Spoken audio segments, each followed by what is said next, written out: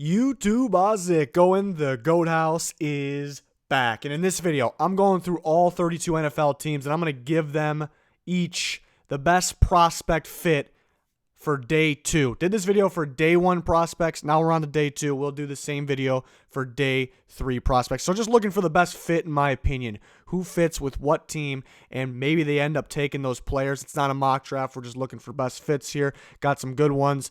A lot of NFL draft content on the way here leading up to the draft, and we'll actually be live during the 2020 NFL draft. It all starts on April 23rd right here on YouTube. Hopefully you can join us. Instant reactions, breakdowns, prediction on who each pick will be.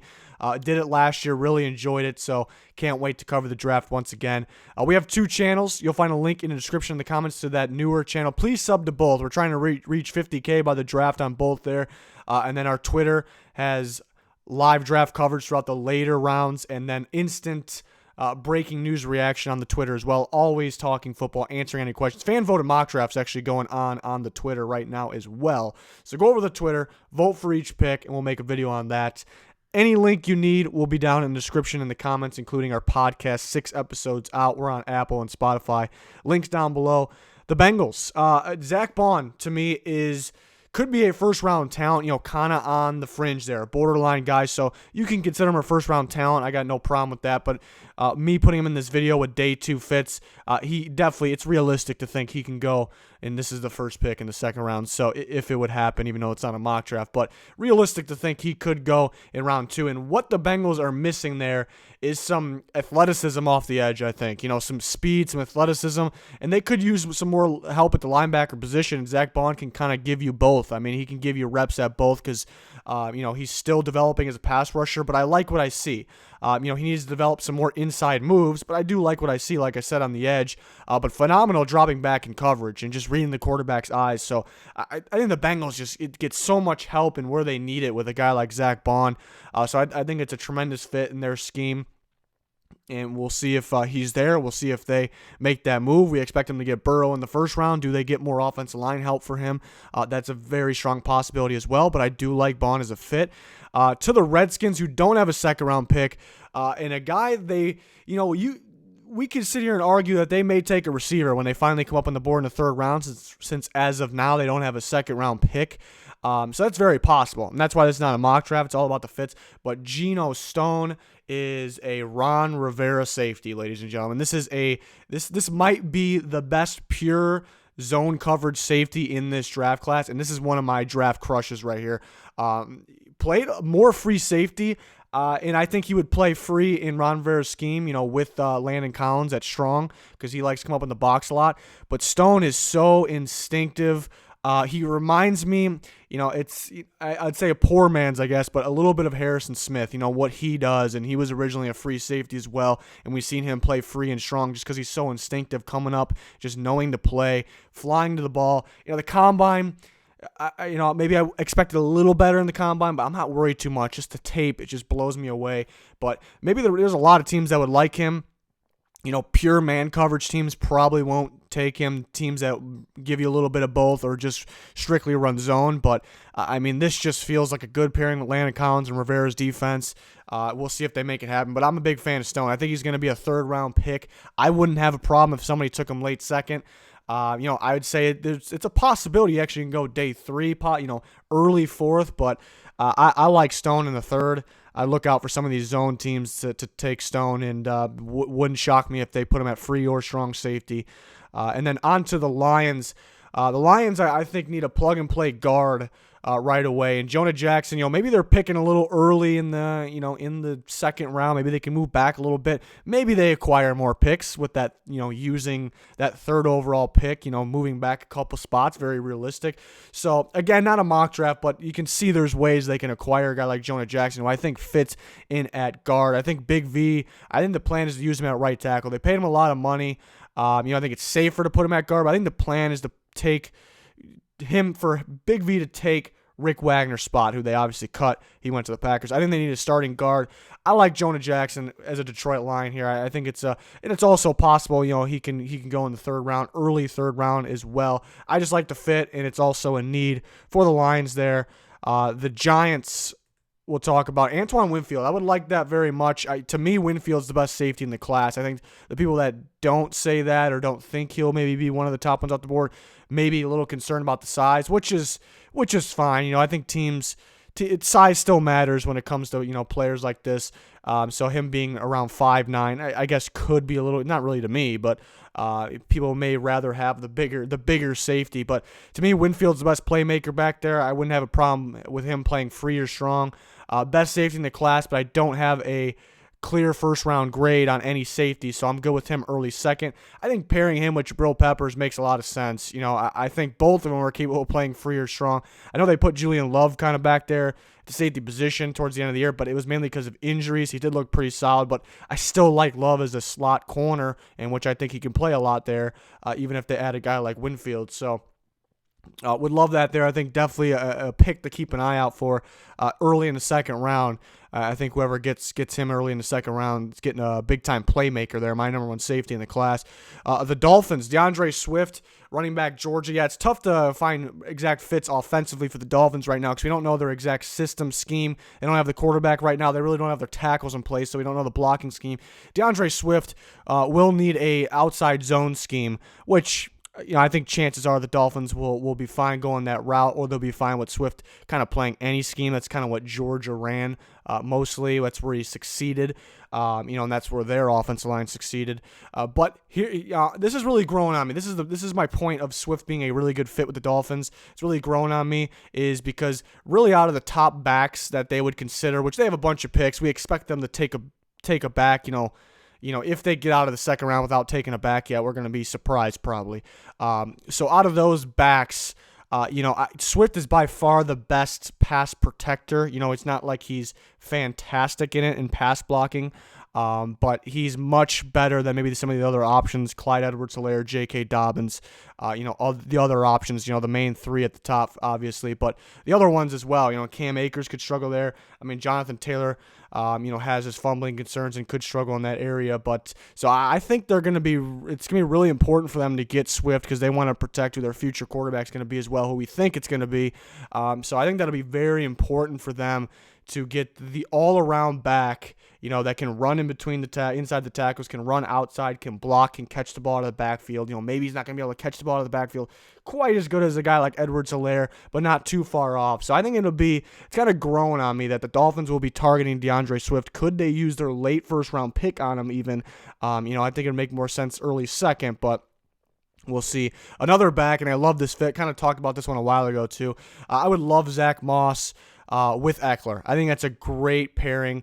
You know, Moss doesn't have the downfield speed. That's kind of what he's lacking. He's got pretty short steps, which looks kind of weird when you watch him. But something you do notice when you watch him, he's a heck of a ball player.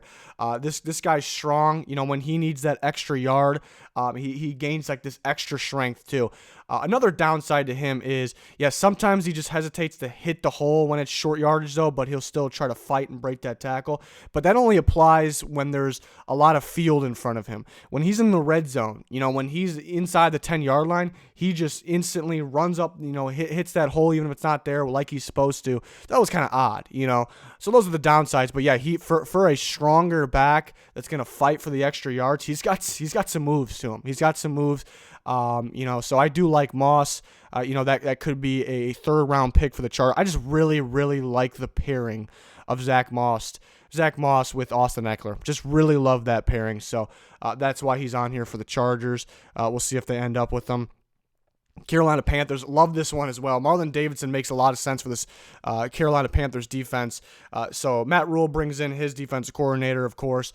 And yeah, they haven't really said what scheme they're going to run. They're going to give different looks is kind of what I gathered from that. They switched to a 3-4 last year. Some guys seem to succeed a little more in that. You know, Shaq Thompson is kind of one that stands out because he was one that, solid player before they switched to a 3-4, a little more involved. You can use kind of his better abilities more. And he played pretty damn well. He played pretty well, athletic linebacker that can cover.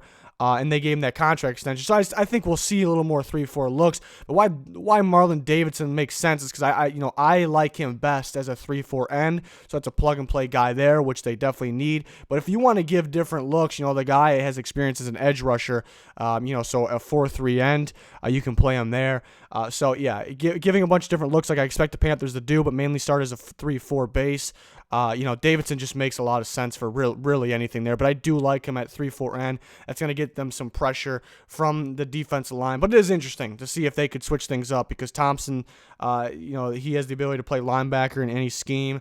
Inside in 3-4, outside in 4-3. And they got a guy like Christian Miller last year, who I like the upside of, and he's an edge rusher in a 3-4 from Alabama, but he has experience playing as an off-the-ball linebacker. So if they want to give some 4-3 looks, they can, give Miller those looks like that. And then Brian Burns, who's kind of their key piece who they drafted last year, is going to be an edge rusher in either scheme, and he can be that. So interesting. The Panthers got to fill some holes, but that defense could be somewhat unique here, and I think Marlon Davidson is that unique player that they could take in the early second.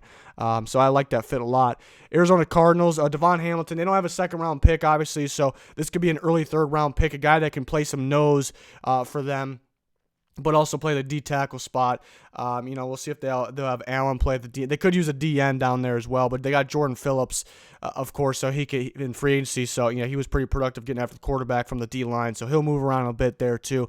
But I think Hamilton being a guy that can play nose or play the D tackle spot, I think makes sense for them. And it's a guy they could target. It could target multiple guys, especially in that position in the third round. But that was one that made sense to me. The Jacksonville Jaguars, KVON Wallace from Clemson. This is one of my guys in the draft too. One of my favorite players in the draft mainly because I really enjoyed his tape. I'm a big fan of his game. But usually when I decide my guys, every year, it's guys that I'm going to be way higher than everyone else. And if Isaiah Simmons didn't exist, everyone would be talking about Wallace. Would he be going top 10? No, but because he's not as good as Isaiah Simmons. But it's the same player. When Simmons was at linebacker, Wallace is at slot corner. When you see Simmons at safety, you see Wallace, they kind of rotated where they played. To me, everyone will list Wallace as a safety. You will see a safety next to his name. I'm not calling him a safety. He played slot corner more than anything, but he was, right there outside, like in the box. In the box is kind of that same general area. And just me watching him and the way he's rangy and really good stopping the run, really good sniffing out plays. This guy looks like an outside linebacker to me. He really does. He's a little light, just a little bit. Looking where the NFL is going with their linebackers. They're getting lighter. They're getting more athletic. They're getting freakier, rangier. So I think it can work. But he's proven he can play in that slot corner spot, which the Jags need. So I like him at the slot corner spot in a third down, what you would call a sub linebacker, kind of like Wallace. But to me, he's not really subbing in because he's already playing slot corner. So a little bit of both. And I think that makes sense because they need a slot corner like that. I think it makes sense of him kind of a box linebacker, a big nickel almost. Outside of guys like Josh Allen, because you can see Josh Allen could step back. He can go on the line and rush from wherever he wants. So it made a lot of sense to me. Wallace with the Jags, and I would be fine with the second-round pick with Wallace. It just sounds like he may be a third-round pick, so we'll see if somebody ends up stealing him. He's a football player. That's what I can tell you about him. And then the Cleveland Browns, I like Grant Delpit for them a lot. They need a playmaker back at free safety desperately. They desperately need a playmaker back there, and that's what they'll get with Delpit. I think he, some people say this guy's a first-round, he's definitely a first-round player. He can be, but I think there's some concerns that makes it realistic that he could go in the second round, and that's the tackling issue, which we saw with Greedy Williams last year. He happens to be on the Browns. That's really not why I put Delpit here. They're going to be a different front office drafting anyways. But, I think pairing him, they got a couple safeties. I don't see all of them starting, obviously. I like Sendejo. I like the pairing of Delpit with Sendejo. You could get better at both Free and Strong, though, obviously. So I like Delpit as a playmaker back there for them. It's a realistic pick in the second round. The thing with him is pretty instinctive, but that's when he comes up in the box. I don't think he'll be playing up in the box in the NFL. So free safety, playmaker back there, pretty rangy when the ball's in the air. The Browns would like to have that. The Jets, maybe more of a third-round pick. It's a guy that's really growing on everybody, starting to get some talk in the second round, actually. So the Jets really, maybe they trade back a little bit in the second round. Ezra Cleveland from Boise State. It looks like they're going that athletic route in the offensive line.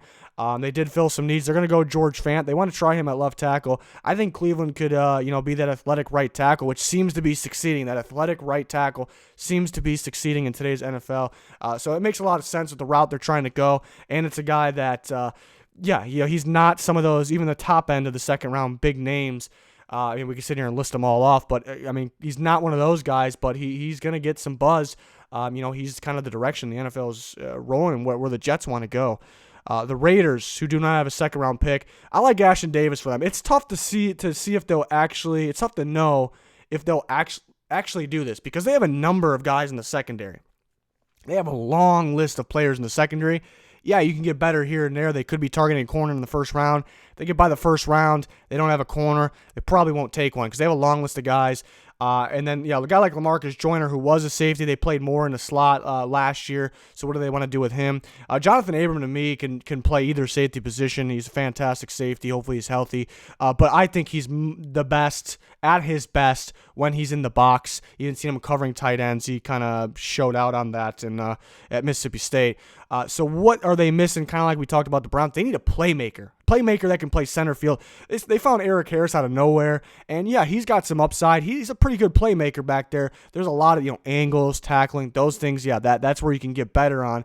So you get a guy like Davis, who is a big time playmaker back there with a lot of upside. I think it's a great pairing for this defense in general. But with Jonathan Abram, you need to create some turnovers in the back end there and get a guy that can attack the ball. And I think that's ASHTYN Davis. I think it's a tremendous fit. We'll see if they do it because they got a long list of guys in secondary. We'll see what they end up doing. Colts would love for them to get T. Higgins.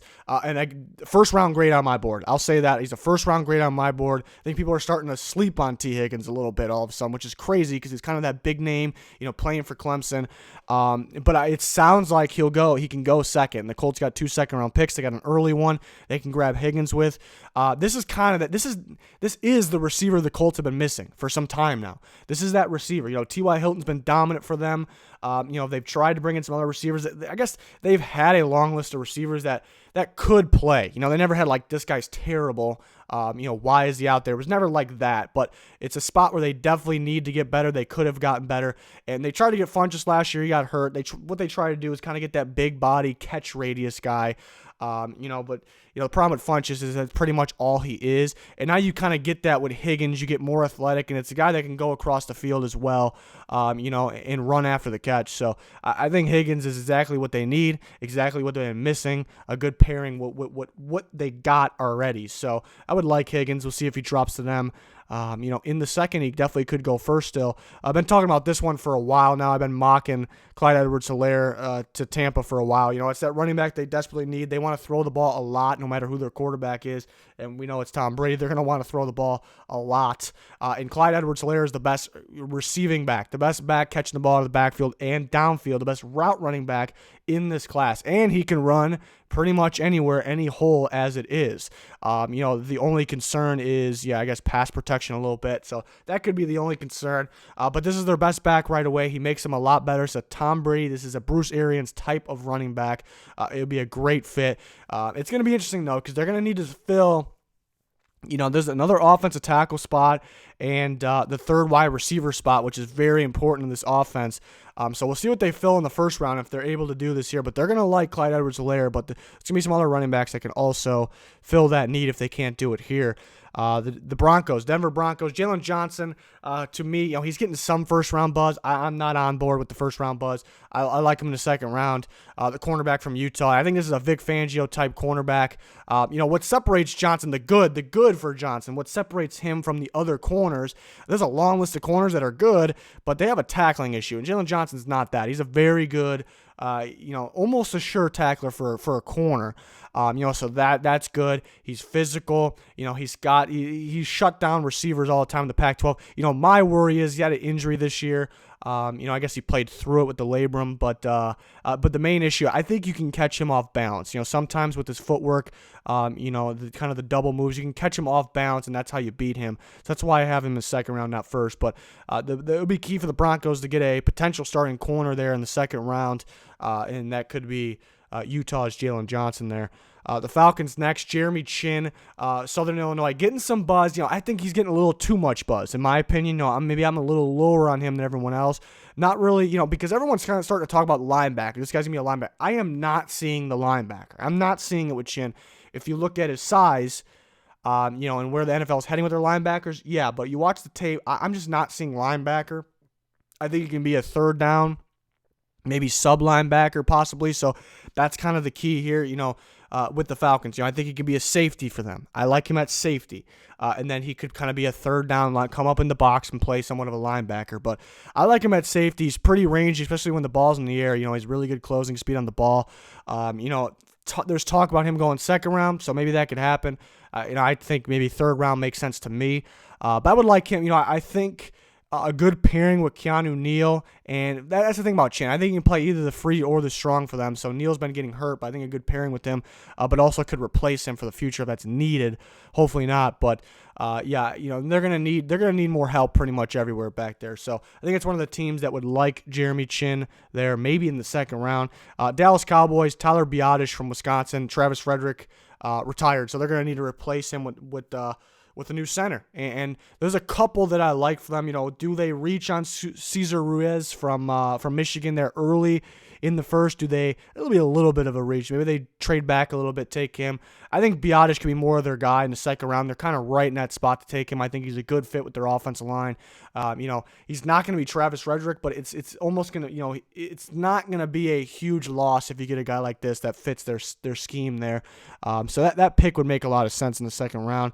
The Steelers, back-to-back Wisconsin guys. Jonathan Taylor I would like a lot for the Steelers. Another guy, I'm probably lower on Taylor than a lot of people because the fumbling scares me. The fumbling scares me. You look at all these close NFL, especially last year, I felt like every prime time, not just prime time, but it felt like every single one was just coming down to the wire. Everything's close.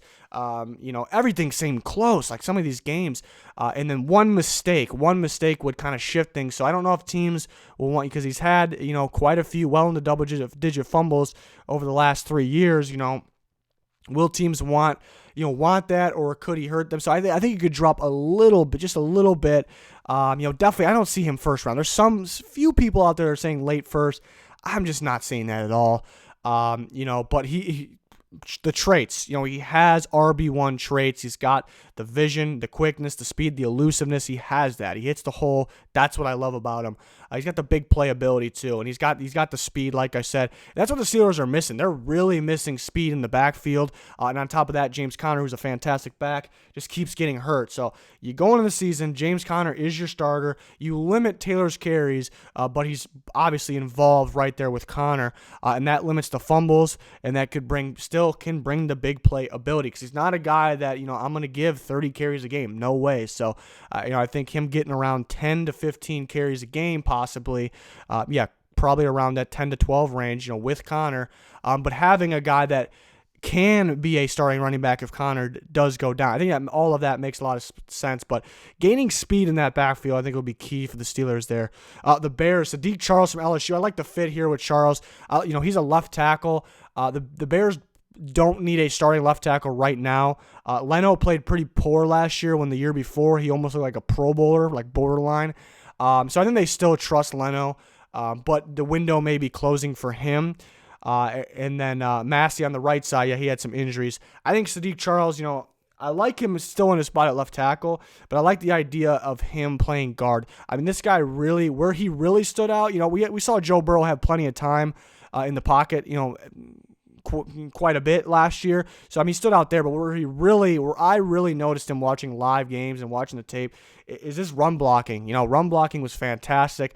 Even downfield, getting ahead of the running back and blocking downfield. So they really, they still have maybe a guard opening there that to start right now. So I like the idea of maybe Charles, they give him a shot at guard, but they kind of he's kind of that safety guy too to play left tackle or at tackle if anybody gets hurt or they're trying to find the guy of the future. So I think it makes sense in many ways. I definitely think he fits that Nick Foles, that Nagy offense too that we're going to see. I think they're going to run a lot of RPO, and some spreads. So I do like Charles for them. The Rams next, they're going to need offense lineman back-to-back LSU guys. This guy is going to play guard no matter what here. Damian Lewis from LSU. Maybe they'll have to move up a little bit. I don't know if they will move up. I think they'll stay put, but maybe he ends up being there. But yeah, they need guards bad. This would probably be the best available for them. That also fits when they're on the clock there. So would like Damian Lewis for them. There in the second round. That's an option. The Eagles went with Malik Harrison from Ohio State, a guy that could be, wouldn't surprise me if he's a second-round pick or if he's a third-round pick.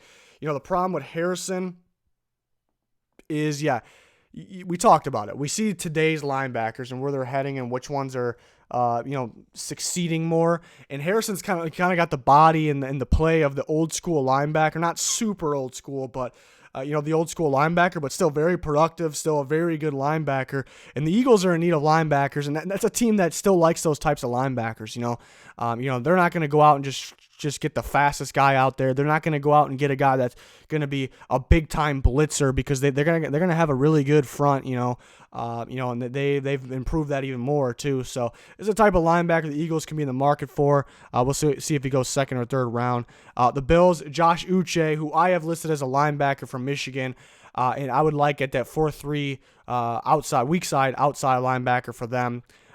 Which they did get Klein, so he can fit there. But Uche has been an edge rusher recently. He's played both, but he has been an edge rusher recently from Michigan. But I don't really like him as an edge rusher. Yeah, he has potential there, but he rushes from the inside. That's kind of where his best comes from, on the outside, just going one-on-one with tackles. It hasn't really been the best for him, but he does have upside because he's pretty darn athletic. But the way they used Lorenzo Alexander was, off-the-ball linebacker, but we're going to rush him a bit. Sometimes we'll kind of line him up as an edge rusher. Sometimes he can drop back in coverage, give different looks. To me, that's what Uche is. So I wouldn't actually be surprised if they targeted a guy like this or an actual edge rusher, or maybe in the second round get that actual edge rusher and then another guy like Uche. If they can get that, so they can actually kind of get what some people would think two edge rushers, but it's really not two edge rushers. So we'll see. I think it's a good fit there for their outside linebacker. Potentially in the second round. Yeah, not having the length and some teams not knowing where to put him, and some teams, just not interested in him fitting the scheme. Yeah, he could actually drop a little further than some people think, but yeah, second, maybe early third for him. Patriots, Chase Claypool from Notre Dame's got Patriots written all over him. The idea of having him with Edelman and N'Keal Harry, the future of Claypool and N'Keal Harry. And some people may say, they're both kind of, I guess, bigger, stronger receivers. Why do they need two of those? They're really, and they're contested catches, but they're really two totally different type of receivers. Claypool, the thing with him, that's kind of where the talk of tight end came into play because he's so big, but he plays in the slot a lot, He played in the slot and he played outside. To me, that's going to work perfect with what they got. He can even play inside of N'Keal Harry, which could be really scary for the future.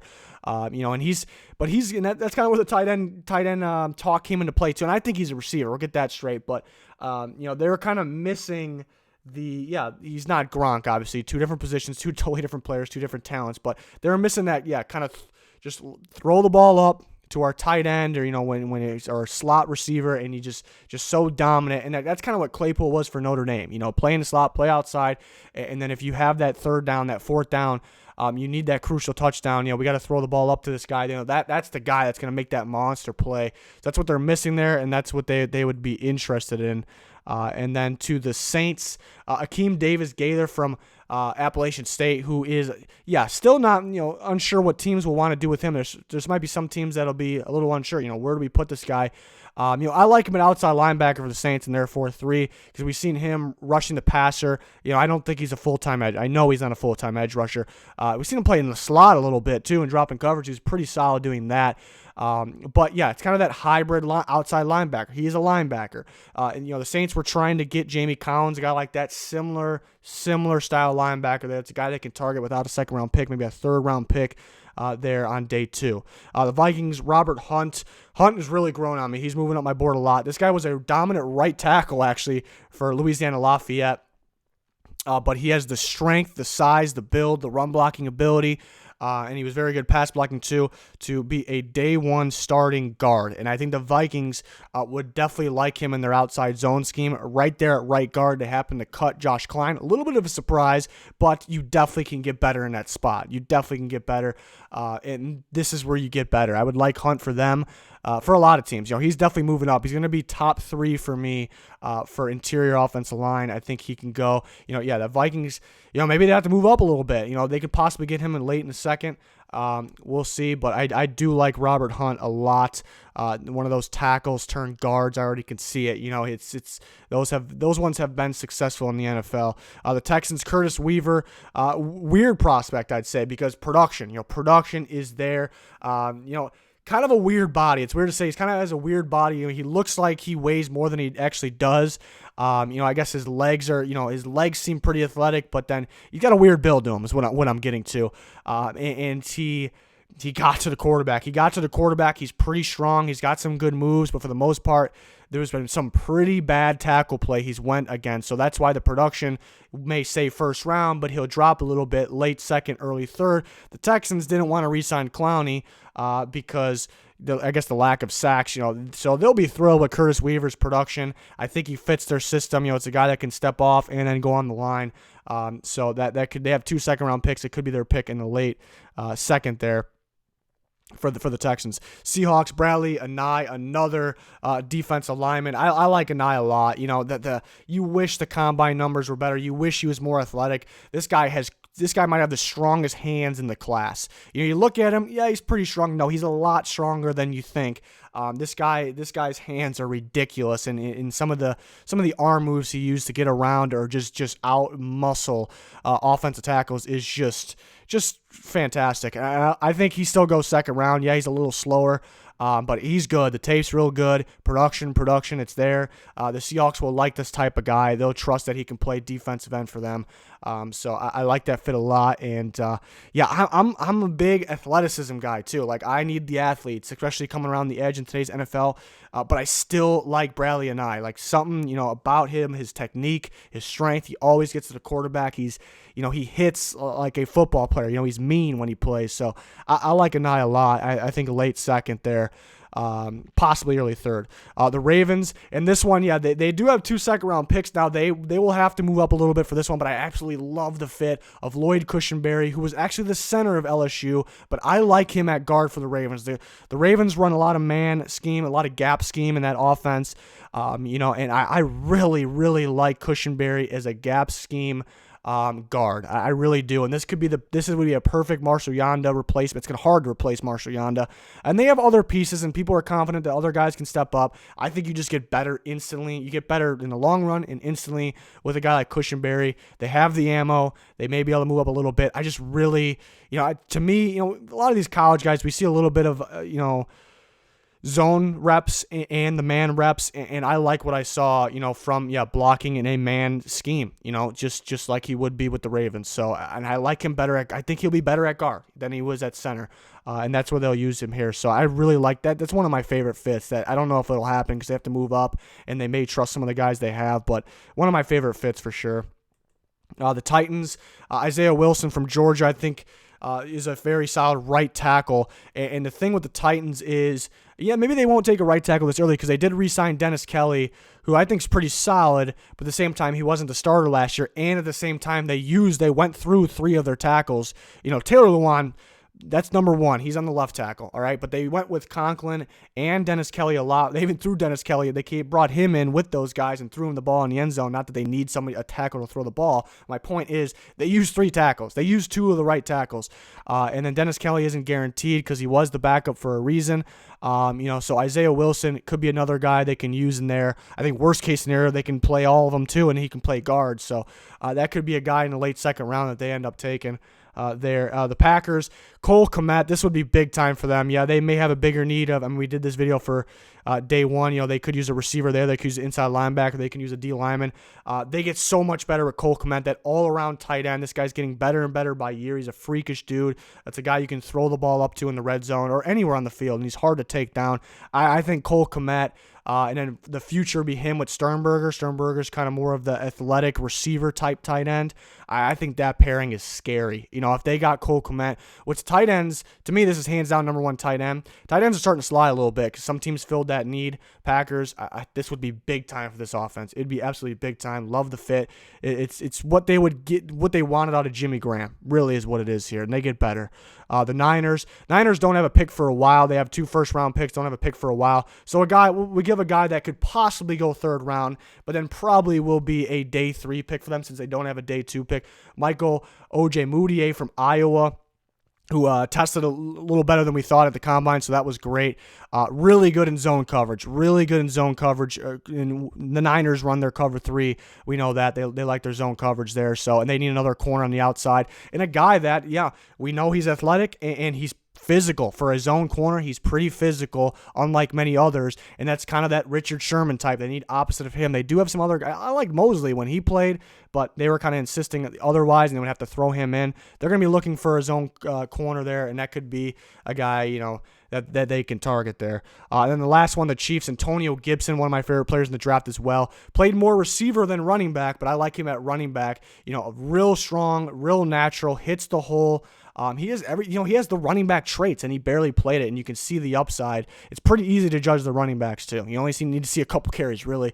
So Antonio Gibson has it. And why I would like him with the Chiefs is because he's kind of that bigger body too, and that's what they want with Damien Williams. So you kind of get the total package there, kind of replace LaShawn McCoy. But then he surprisingly ran a 4.38, 4.39 range. This guy's getting freakier, bigger, faster, stronger, and getting better at his position. And the Chiefs like running a bunch of receivers out there. Putting the running back out wide would be a bonus to them, what they freaky do. And this guy's experience at receiver, so that makes a ton of sense for the Chiefs there. Probably a 3rd round pick. Wouldn't shock me if he went in the 2nd. This guy has upside, let me tell you. Fun tape to watch, even though it's kind of limited in some positions. So ton of upside there, Antonio Gibson. Big fan. That's going to do it for this one, though. We got more of these videos on the way, all kinds of mock drafts, all kinds of position rankings still to come. We're going to do some live streams, some Q&A, everything. We got you on Twitter. We got you on YouTube. Can't wait for the NFL draft. We'll be here live, so hopefully you can join us for that. That's going to do it. Thanks for watching. Goodbye.